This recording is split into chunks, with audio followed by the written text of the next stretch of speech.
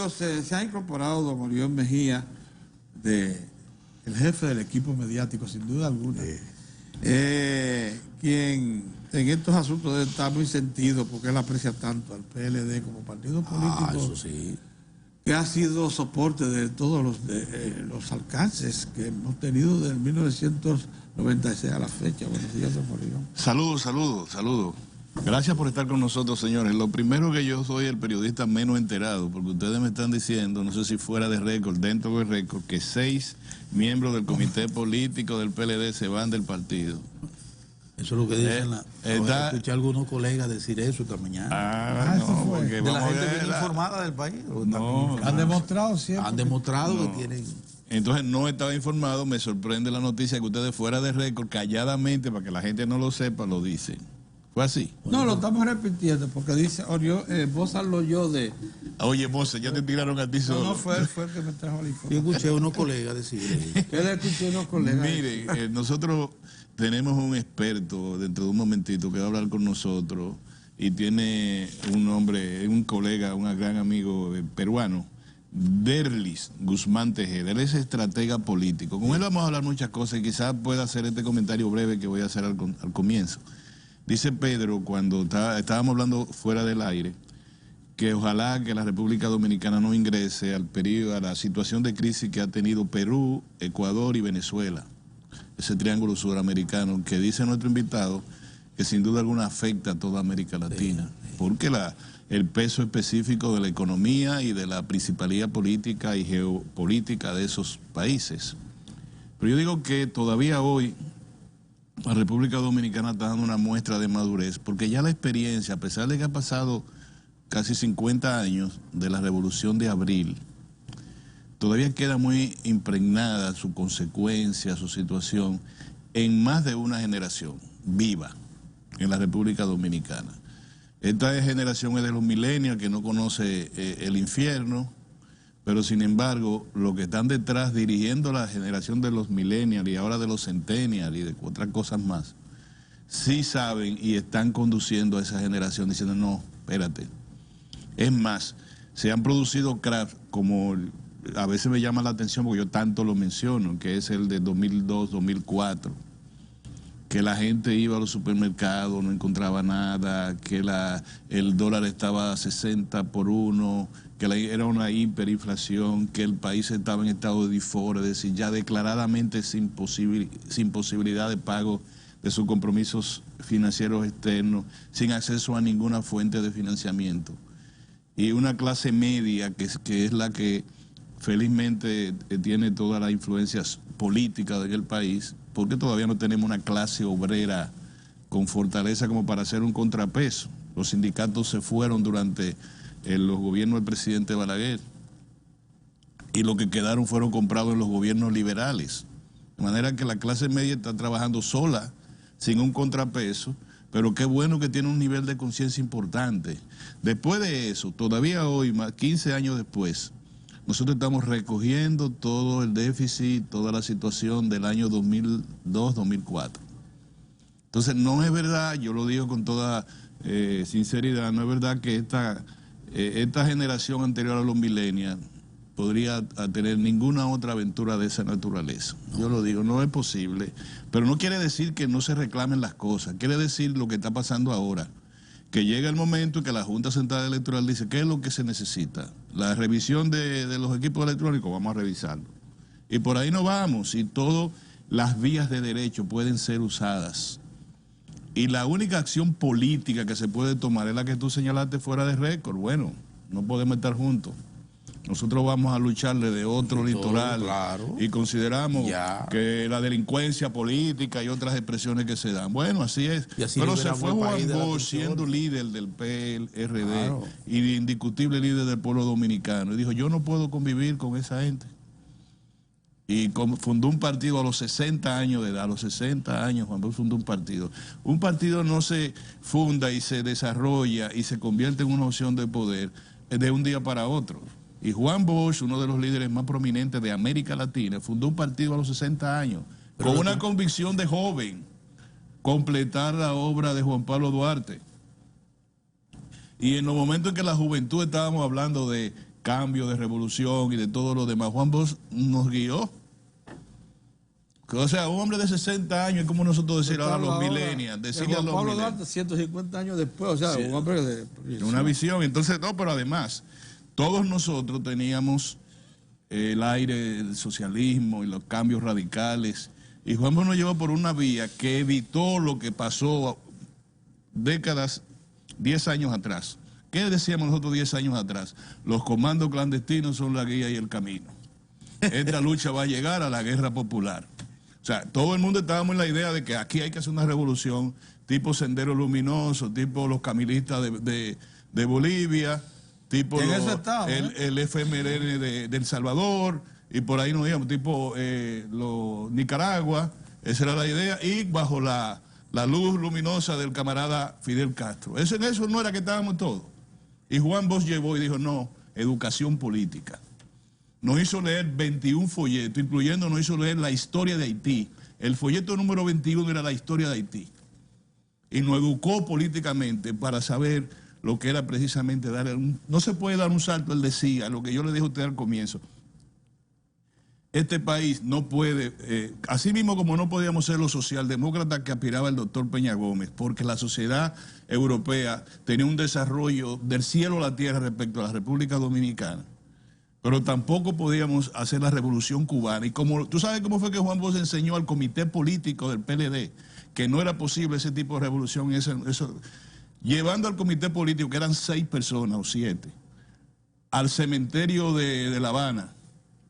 Digo, miren, es un cementerio monumental con todas esas tumbas grandísimas. Y luego lo llevó al cementerio de la Avenida Independencia de Santo Domingo. Miren ahí. Ese es el reflejo del desarrollo de la economía dominicana y del desarrollo versus el desarrollo de la economía cubana. A Cuba la revolución la produjo la clase media ya desarrollada, ya con criterio político. En la República Dominicana una pequeña burguesía era que estaba. Bueno, por eso lo dejamos para mañana. Vamos a saludar al señor Guzmán que está con nosotros, Guzmán Tejada, porque debemos empezar la entrevista. Adelante.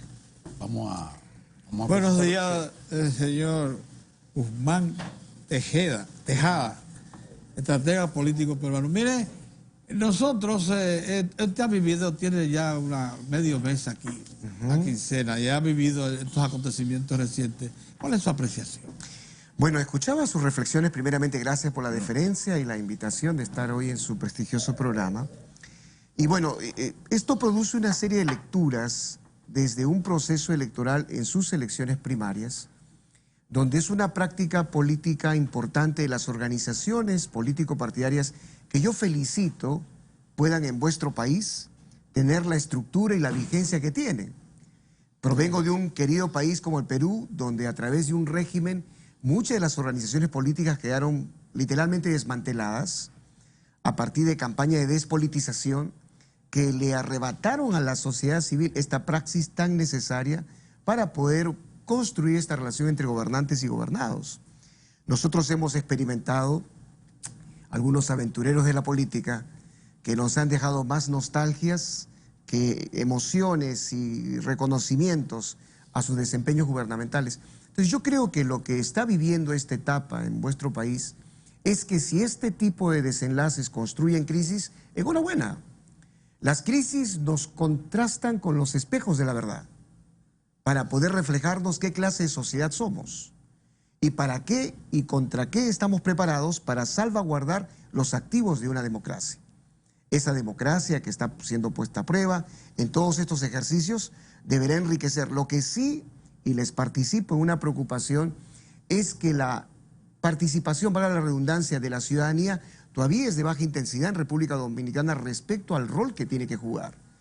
Nuestro país acaba hace poco nomás de desmantelar un poder del Estado, que es el Congreso de la República. Y no es precisamente por una decisión del Poder Ejecutivo, es porque hay una ciudadanía que empieza a ser el contrapeso del poder político y empieza a notificar a la clase política de que en esta redistribución de ese manejo del poder nunca deben olvidar que ellos son los mandatarios y la ciudadanía son los mandantes. Por lo tanto, este equilibrio hace que el comportamiento de la clase política, especialmente aquella que llega al poder, tenga muchos recaudos para que en el ejercicio de este poder cumplan con los objetivos que nacieron de un contrato social y político en las contiendas electorales, en las campañas, en las promesas que estos plantearon, ¿no? Básicamente yo creo que lo que tienen hoy son 3 momentos antes de las elecciones primarias, las que ocurren durante y post este. Entonces yo creo que todos estos eventos deben permitir que, más allá de las auditorías técnico-forenses como han sido planteadas al proceso, tiene que haber una auditoría social, tiene que haber un comportamiento de la ciudadanía que se pregunte e interpele acerca de cuál es el futuro al cual están encaminados después de esta crisis, que es lo que vitalmente debería merecer las respuestas que el país espera. Señor, una pregunta. Venezuela, lo que ocurrió, su hecatombe, previo se produjo una crisis económica.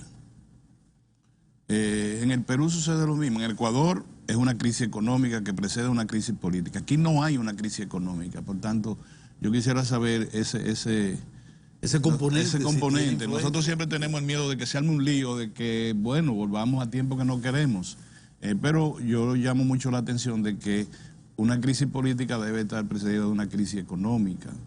Yo creo que cuando tuvimos un régimen como el que impulsó Fujimori en su época, su pragmatismo nos recordó algo, de que no era importante qué color eran los gatos, sino lo importante que cacen ratones. Hoy en día el político tiene que cambiar o migrar a una nueva versión de ser un buen gestor. Hoy el mundo vive gestiones por resultados. La ciudadanía espera resultados. A mí no me importa si un candidato o un gobernante de derecha o de izquierda, sino que mejore mi calidad de vida.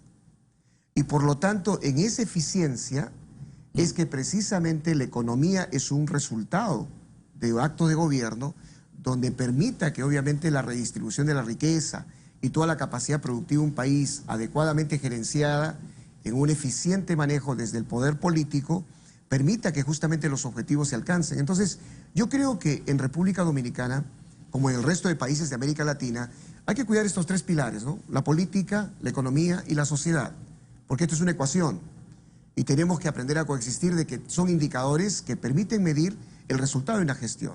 El riesgo es cuando se descompensa este equilibrio y se pone extremadamente énfasis solamente en las crisis políticas, por ejemplo, que son importantes, son relevantes, son necesarias ser debatidas y ser obviamente escrutadas por la ciudadanía. Pero tiene que haber una mirada hacia lo que es los objetivos de una nación, que son precisamente los que nacen de un proceso electoral. Allí tiene que enfatizarse, y los medios de comunicación son perfectos sensores para evaluar la calidad de un gerenciamiento o gestión pública que tiene que ver con lo que se prometió en la campaña. ¿Cuál es el plan de gobierno de una propuesta político-partidaria? ¿Cuál es el correlato entre lo que propuso y lo que está llevando a cabo? Esa es la auditoría de los medios de comunicación. ¿Cómo estamos en los indicadores macroeconómicos? ¿Cómo va la capacidad adquisitiva de la gente? ¿Cómo va el poder per cápita de la ciudadanía? O sea, son indicadores necesarios para medir la eficiencia de un gobierno, ¿no?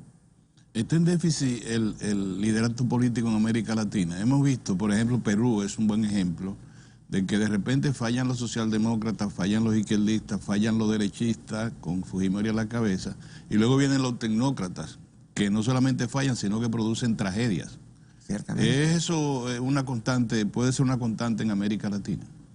Puede ser un proceso que se deba a que hay clases políticas de diferentes países de América Latina que están progresivamente divorciándose del movimiento social, de la ciudadanía. Y eso explica lo que pasa en Ecuador. Cuando unilateralmente el presidente Lenín Moreno resuelve con una serie de medidas económicas que terminan colisionando con las expectativas de la ciudadanía, y la ciudadanía le dice: un momentito, usted no puede manejar este país de la forma en que lo está haciendo. Tiene que aprender a construir consensos. Y esto nos lleva un poco al propósito también de identificar cuáles son esos déficits. Yo he podido, en el recorrido que hemos hecho a lo largo de estos días, porque mi labor como investigador y estudioso de estos temas me ha permitido conocer qué piensan algunos de vuestros ciudadanos, ¿no?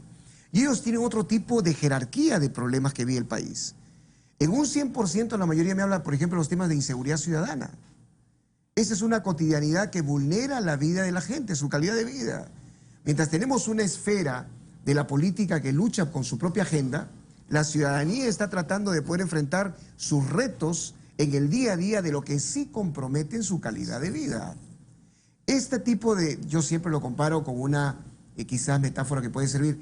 Hay clases políticas, hay sociedades políticas que se ubican en la frecuencia modulada, ¿no es cierto? En FM. Sí. Y la ciudadanía está en AM. No hay conexión, solo hay estática. Sí. Y por lo tanto nunca se entienden. Entonces, por ejemplo, estas demandas nacen de que de pronto hay plataformas que han perdido potencia para lograr este equilibrio. Por ejemplo, los ayuntamientos.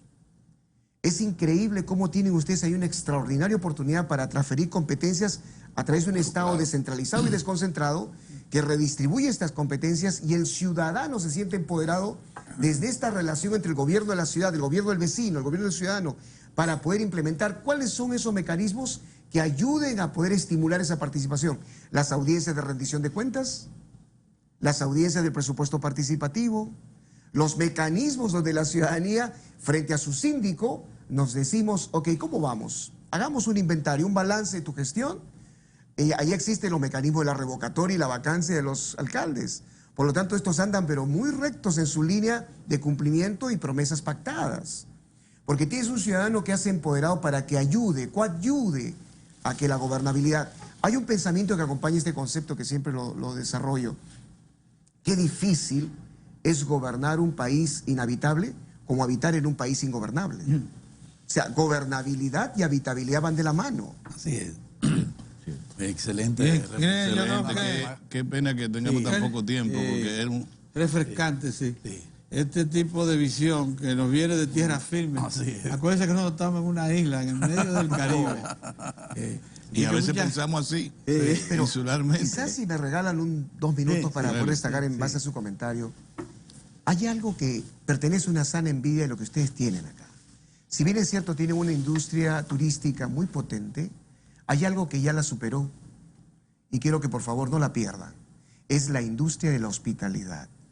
Ustedes tienen un afecto maravilloso con la gente a quien reciben. Eso yo extraño en mi país y en muchos países en los que he estado.